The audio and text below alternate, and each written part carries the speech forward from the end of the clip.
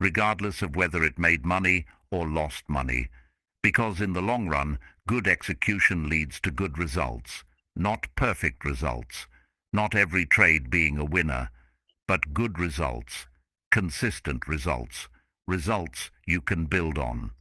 Here is a question I want you to ask yourself. What does success look like? For most traders, success is measured by profit, by how much money they made this week or this month.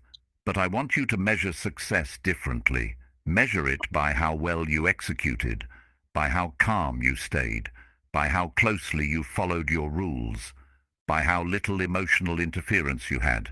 Because if you can execute well, the profit will come, not immediately, not on every trade, but over time.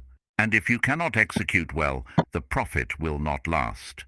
You might get lucky for a while, but eventually the emotional mistakes will catch up with you. So stop measuring yourself by outcomes you do not control, and start measuring yourself by the process you do control.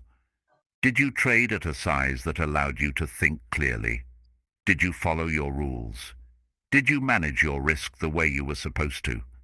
If yes, then you succeeded, even if the trade lost money, because you are building the habits that lead to long-term success. Let me tell you what happens when you finally embrace small position sizes. You feel free, free from the constant anxiety, free from the obsessive monitoring, free from the fear of ruin. You can place a trade and walk away. You can let it work without needing to control it. You can take a loss without feeling devastated. And that freedom changes everything. Because when you are free from fear, you can finally trade the way you are supposed to. You can see the market clearly.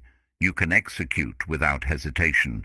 You can follow your plan without internal conflict. And that is when trading becomes what it is supposed to be.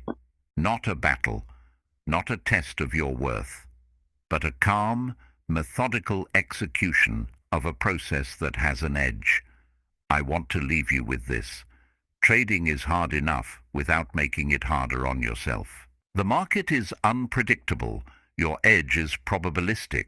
The outcomes of individual trades are random, but your process does not have to be random. Your execution does not have to be chaotic.